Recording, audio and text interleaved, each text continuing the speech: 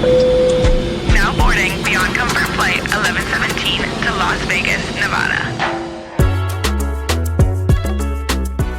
Hello, everyone. Welcome to Beyond Comfort, the social anxiety podcast. Today, we are going to Las Vegas. The city where all you do is party. Oh, no. Sin City. Sin City. The city where anxiety comes to life. Yeah. I'm nervous. Anxiety has been coming to life about this trip. Okay, so why are we going to Vegas? What's happening? What are we doing? So we're going to Vegas for... This is something we've been talking about since high school for our best friend Angelina's birthday. And then we met Tamara, and it's also her freaking birthday. I know. So Angelina's birthday is July 4th, and Tamara's birthday is July 5th. Yeah, this episode is coming out just a tad bit after that. Yeah, so mind your business. But you get the vibes. You get the vibes. So yeah, we're going to celebrate their birthday. We are going to frickin' party. We are. So we wanted to go over all of our pre-thoughts, our anticipated anxieties, because it is a group of 7 girls. It is a 5-day-long trip in a city where all you do is party. So obviously, Elle and I have a little bit of anxiety going into this trip, even though we're excited.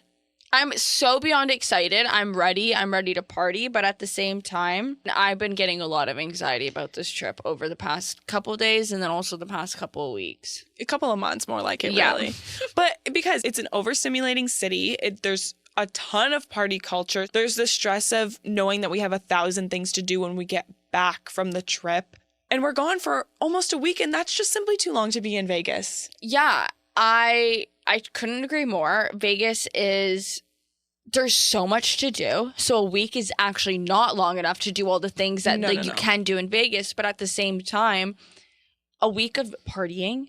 Too much. It's way too much. And I am so... One of my biggest anxieties for this trip is I'm scared of my social battery running out, losing my energy, my hangovers, like all of that kind of stuff. Just not feeling well and not feeling the best version of myself is what's really stressing me. Same, because I am a perfect mix of an introvert and extrovert. I gain energy from being around my friends, from doing exciting things, maybe not necessarily going out, but, like hanging out in a group of 4 is super fun, super exhilarating. So fun. But I also gain energy from being alone, from doing super mundane tasks. The second we had downtime, I'm lying in bed. I put my sleep mask on and everybody was laughing at me. I put my AirPods in with my meditation music. And I'm like, if I have 20 minutes I'm not going to fall asleep, but just close my eyes and pretend I'm by myself at home in my bed. That's what I'm going to do. Because when I get tired and when I don't have any social battery left, I just don't speak. I'm the same. I just don't speak, but I think I have such a bad RBF that it looks like I'm in such a bad mood. Like the perception, like I'm really just trying to sit there and draw attention away from myself and be like, you guys have fun right now. I just need a moment to like sit back and in the corner. But then I feel like that brings bad energy to the group. Do you know what I mean? Yeah. There were some days where I definitely had my moments where I just got like quiet and just to myself because my battery was just out. And because it is such a large group of girls, I mean, it's good in one sense because we don't all have to always do everything together. So like if you and I wanted to stay back, for example, just gain some energy by literally just watching TV, we could do that. But at the same time, I feel like there's pressure to keep going because everyone wants to do everything together. And it's hard when people have different energy levels and different expectations on how things are going to go. Like, yeah, we'll just have to compromise a lot and just realize that we don't all have to do things at the same time. Yeah, and I also kind of fumbled the bag a little bit because while we were planning for this trip, I was just very busy with school, with work, and social life and all of these things. So I had little energy left to put towards planning this trip. So I kind of just let everybody else plan it. And I'm basically just showing up, which sometimes is nice. But at the same time, we're both type A. And so sitting back and relaxing, being like, you plan everything with my money. Yeah, with my money. Very difficult. Is very, very difficult. And now I don't know where we're going. I don't know where we're eating, what parties we're going to, what the outfit vibes are. We get there and we are partying at night. Then the next day we're going to Disco Line. We're going to Loud Luxury. And then the next day, we're going to go to a day party for Tiesto, and then that night we're going to Metro Boomin, who doesn't come on until 2 a.m. What? Oh, yeah. Oh, yeah, dude. Oh, yeah. I know. Oh my god.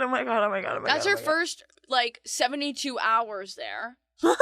I'm gonna die. No, I know. So that's why when I was like, what are we doing when we first get there? Because we have a couple hours before check-in. And Ange's like, just chill at the pool. I'm like, thank God. Thank God we're just chilling at the pool. Mm-hmm. But, yeah, so if our bodies are telling us that we need to stay sober for during the day. Which they're gonna tell us to do that based on that lineup you just freaking spewed out. I know. Oh my god. See, I knew we were doing all of these things, but when you say it all together, it sounds insane. No, the timing for everything is quite literally insane. But so the Metro Boomin doesn't come out until 2 a.m., but we have to be at the club at 11:30. Oh, by for sure. 11:30. No, because that's gonna be so it's fun. Like 11:30 cut off. Like, are you fucking kidding me? But it's all gonna be fine. I think it's just anticipation. Yeah, I don't know what it is, but I go out and literally you could have mistaken me for dead. And I come out of there and I'm fucking ready to go. And I do want to say too, we are beyond lucky to be able to go on a trip with our girlfriends for their birthday. Oh, for sure. Like, I don't want it to sound like we're complaining, like, oh, poor me, like I have anxiety about a trip, blah blah blah blah. Because I know it can sound that way, but it's no. We're very grateful, and we're all just lucky that we were able to take the same time off. That we have the privilege to go over to a different country and explore. Yeah, like we are very lucky. Yeah, but I think that the benefit of talking about this is that so many people get anxious about traveling. Mm-hmm. So why not just actually talk about the things that make us anxious, the stressors, so that we can all feel connected? Yeah. I'm like a full-on airport dad. Oh, no. Yeah. Oh, no. I am not in airport. Well, maybe we'll find out. One person has to be, though. And honestly, I'm glad I am. Because I don't think anybody in that group, maybe Angelina, I could see her being a little bit of an airport dad, but still no. I don't think anybody's the airport dad, so I feel like I just need to be. I just like to get through there quickly because I just want to be in the actual airport past security with maybe a mimosa. Oh, you know what else is kind of giving me anxiety? What? And that's just because, like, it's social anxiety, but, like, going out to the clubs in such, like, a big group. Honestly, in a big group, it might make me feel better, but at the same time, it's a scary, like, I just don't like going out to the club. The club is very overstimulating. This is going to sound insane, but I am bringing sunglasses. Bring your sunglasses. I have to. I'll bring my sunglasses too. Because I saw those freaking strobe light videos on TikTok of what the clubs look like in LA. I can't do that. I cannot do, like, that is intense. This guy comes up to me and he goes, has anyone ever told you have an RBF? Oh no. Yeah. And I was like, I started dying of laughter. And I was like, yes, I hear that all the time. And he's like, just smile a little bit. I was like, yeah, that's what they all say. I'm trying. Smile. Give me something to smile about. But I think that it's going to be interesting to see and compare thoughts of people who have social anxiety like us versus those who don't have social anxiety. I'm kind of scared for waking up tomorrow because we're going to party right in the morning as well. But you know what? We're young and we're going to get through it. I'm thinking I'm having a great time, 10 out of 10. And I don't want to immediately assume that our friends don't have social anxiety, but then again, we talk about it all the time. So they haven't said anything about them having it, so.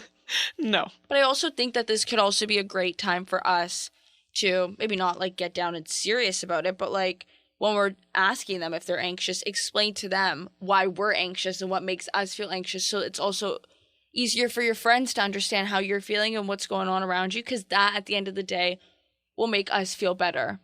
Yeah. It will make us feel better. I think sometimes I get uncomfortable doing that because even though they are my friends and no matter what I say, they're going to most likely want to just support and hear me out and try to understand. But at the same time, I always get uncomfortable doing that because if you don't understand it, if you haven't lived those experiences of being anxious, it's hard to understand. It could also just be perceived in the wrong way, as in negative, which is we're never trying to be negative. It's just our anxiety that causes that. So sometimes I do get a little bit uncomfortable having those conversations, but I think if you have good friends like we do, they'll try to understand. And I think also the way that we're going about it, where it's like, no, we want to compare to see how you guys are feeling versus how we're feeling, because it's interesting. It's not so much you need to look out for me or you need to consider this about me, because it's not anybody else's job to consider my anxiety. No, it's not. I think it's helpful that when you that you share it with your friends, so that you don't have to feel alone and you don't feel like you have to put on a persona or act a certain way that you're not feeling. But at the end of the day, it's nobody else's job to control yourself and your emotions than your own. Yeah. Okay, yeah. So why don't we go through, in Beyond Comfort Fashion, why don't we go through our goals for this trip? Hell yeah. Okay. So our first goal is to do what our bodies tell us to do. Please. And that means a lot of different things. It could mean if we need to stay in a couple of hours because our social batteries run out, if our body is just tired. It's 10:24 p.m. We just woke up from a nap. And we have to start getting ready to go out. But it's going to be so, as much as we're complaining about it, it's going to be so much fun. Like, I don't want people to get a bad, like, connotation that we're not excited for the trip, because at the end of the day, we are. It's just like, there's a million things to think about, and it's a lot. If a cottage weekend is a lot, then I can't imagine a week in Vegas. Yeah, no, I am super excited. It is going to be a lot of fun. Oh, yeah. I think the best way to approach it is to just try to live in the moment, take one thing at a time, like we do in our day-to-day. Yeah, agreed. And our last goal is to not care what other people think and to be less self-involved. Yes, this is going to be my number one, because I do this all the time, especially in like party settings. Yeah. Even if I've had a couple of drinks, like I'm just thinking about what the people around me, like if they're looking and watching me, and it's like, no, girl, nobody is watching you. No, exactly. And you know what's crazy is sometimes, I'm really exposing myself with this one. I love it. But sometimes I'll think like of what, this is so, I hate this. Okay, whatever, it's the truth. Okay. Sometimes I'll think like, I'm like, I look so good. If I get too much in my head about like somebody coming up to me or talking to somebody that night, or just like having a good time with my friends, I will just, it's like I ruin it. Yeah. Do you know what I mean? Yeah. And it's like I'm wishing bad luck upon myself almost. And like the nights that I don't think twice and I don't care what people think and I don't care who's around me, that's when I have the most fun with strangers, and that's when I have the most fun with my friends. No, fully. It's sometimes it's one or the other. Like, it's hard to find the middle ground between, okay, I'm going out, I feel like I've tried on 20,000 outfits, nothing is working, my confidence is down. Then you go out and you still, like, it reflects in how you feel the whole rest of the night. Or on the other end of the spectrum is what you just described. It's like, I'm feeling so good about myself. I know, like, people are going to be looking at me and all these things, whatever. And then you're in your head about that. What happens if they don't, too? Yeah. Like, then it's just, like, confidence down. It's so hard to find the middle ground where it's like, I know I look good. I feel good. I want to go out and just have a fun time with my friends and not care about what anybody else thinks, not care if people are staring at me, if they're not staring at me, because who cares? And all that does is just make me in my head more about myself when it's not about me. It's about having fun. Just, I have more confidence on my sleeve when I don't care what people think or if people are looking twice at me. And so I think that's why, especially, I'm excited for that to be a goal for this trip. At the beginning of the night, I felt very awkward in my outfit, but then once I was like, I don't give a fuck. Yeah. That's when I started dancing like fun. Yeah, eventually I was like, wait a minute, we need to be dancing with these men. I don't care who you are, who you came from. NFL men. I don't care who you are, bitch. You know what I'm going to do? I'm going to go on Pinterest and find like a little aesthetic photo that has like a quote or something of being like, don't care or fuck people. I don't know. Some sort of quote. And I'm going to make it my lock screen so that every time I can just look at my phone and be like, lock the fuck in. Yeah. Stop caring. Yeah. Okay, so we're now back from Vegas. And how are we feeling? Exhausted. Let's talk about the best moments of the trip, because I feel like you and I both surprised ourselves and each other with how well we kept up with everybody for the most part. Oh my gosh, yeah. And do not get me wrong, when we were out partying, I was also partying. But my one trick was not to drink. So the first night we went to this club and we had a little booth, and it was honestly so fun. Like, all we did was dance. There was no like guys around, because when you're in a booth, you're like isolated from everybody else. And that's awesome, might I add, for people who have social anxiety and like hate to be touched. Oh, amazing for that aspect. Like, having a booth and not being like just like pushed and shoved by the multiple people in the freaking place is a beautiful thing. Yeah, it's awesome. And then we ended up staying out. I think we all took a guess of how long we were going to stay out till. I said, I think we'll get home at 4 a.m. tonight, and I'm scared. I'm genuinely terrified. 4 is like, though, like it turns 4 and I'm fucking going home. Like, that's too much. That's too much. funny enough, it ended up being until like 6 a.m. It's 6:37 a.m. Which, how? I don't even understand. And then we went out the next day to see disco lines at Live Beach Club. Okay, right as rain, ready to go. Yeah, for 1 p.m. It's ridiculous. Live Day Club at first was very worst case scenario. Like, that was my worst nightmare right there. Today I was gonna have a real full-on panic attack because we were in a mosh pit. Oh yeah, we were not in a mosh pit. But we were standing around in this one area just in front of the DJ booth. And they're all such in close proximity. And you know, when you're standing there and there's nowhere to move and people are trying to shove past you, like, where are you trying to go? Where? Yeah. Okay, because Disco Line is not going to see you. So shut up. And also, this sweaty man must have just freshly shaved his frickin' prickly ass arms. He rubbed up against me and I felt his prickly ass arm. I looked and said, "Sir, you must go home. Like, get the fuck away from me." But then we got sent up to some sort of villa. Yes. The coworker. No, not the coworker. I don't work there. You work there? I don't work there, nor do I want to. Anyways, yeah, this worker came up to us and he was trying to talk to our friends at the beginning of the night, but our friends were pushing him off, not knowing that he was a worker. And so then he came up to us again and he was like, "I was trying to talk to you guys before, but like, do you guys want to go up to a villa?" And we're like, "Yes, we would love to go up to a villa. Thank you so much for the offer." Not knowing that this villa is like, somebody rented it out and it was a group of guys. They were there for the World Series poker tournament and they were so confused why we freaking got there, like why we were there. As soon as we got removed from all the people, I felt 20,000 times better being with just our girls and, yes, okay, a few random men who really paid no mind to us. It was fine.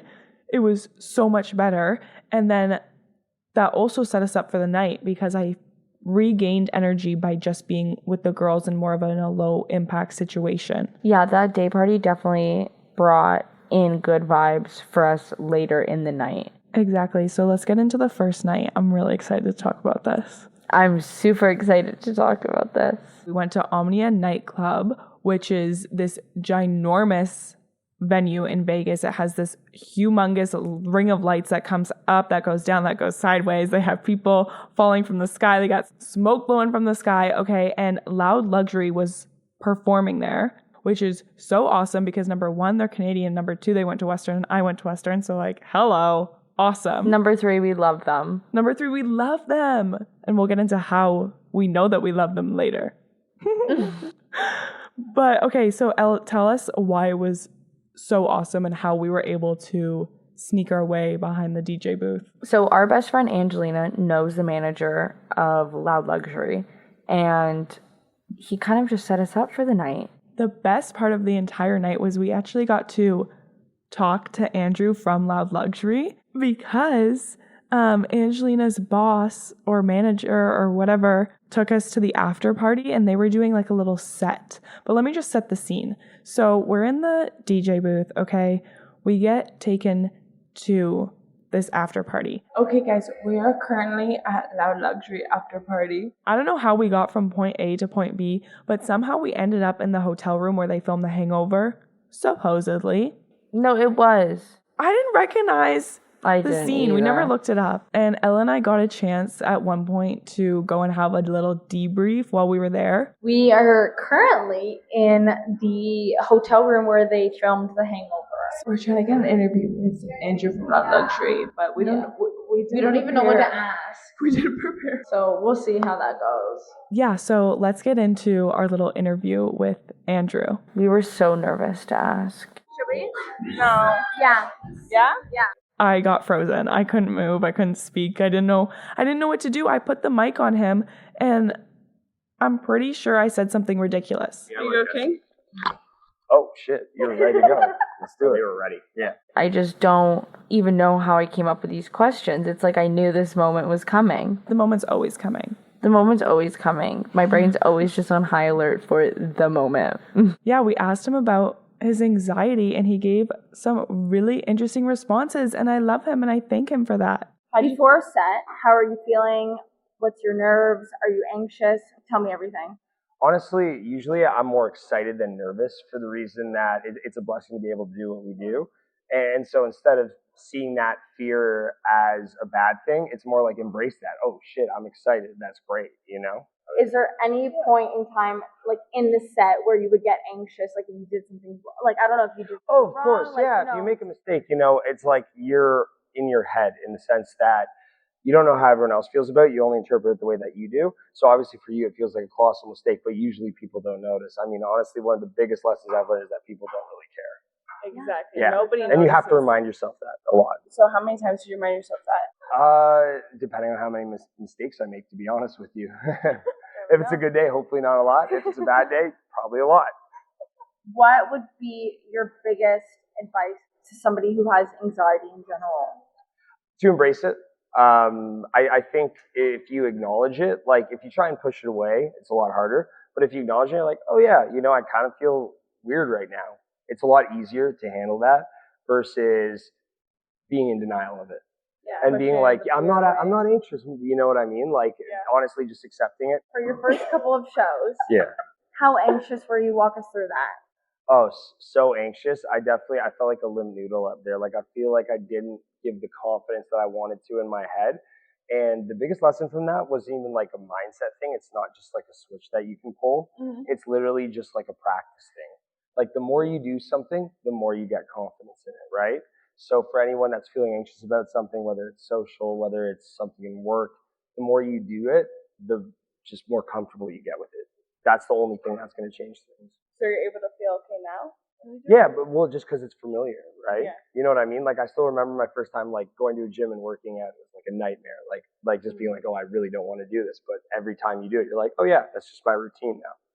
Yes, routine is such a big Yeah, thing. Yeah. that's perfect. So Thank turn you. whatever you're anxious about into a routine. What's Last your goal of the question. week? Any advice? What's your goal of the week? Goal of the week? Yeah. To be a better person whatever way I can. That's it. Beautiful. We love that. Okay, thank you. Hell Thank you yeah. so much. Okay, so how did you feel immediately after we interviewed him? I just was like, I hope I don't sound stupid. I hope I didn't sound stupid. Yeah, but I was really proud of us for that. It was a really good moment. And if you're a fan of Loud Luxury, hello, go see a show. Go ask Andrew for an interview. Like, I don't know. But yeah, that was another example of just going with the flow and trying to be in the moment and not think too much about what you're doing and just do it. And then so let's talk about how we worked through our anxieties and worked through our social battery draining. Oh, my perfect answer right here. I did my makeup in bed. I'm thinking Elle's going to give some next life lesson. No. No. Doing my makeup while lying down and just not doing that. No, I'm sounding so lazy. No, but I promise you, without naps, this is what saved me. You got to do what you got to do. You got to get that wing liner in bed. Did I make a mess on those fucking bed sheets? Absolutely not. I fucking killed it. Overall, I'm really happy with this trip. And maybe I don't need to go to Vegas again for about 10 years, maybe more. But like, it was a good time. I think too, a big thing with our episodes is that we obviously like to drink to kind of take away a little bit of the anxious feelings.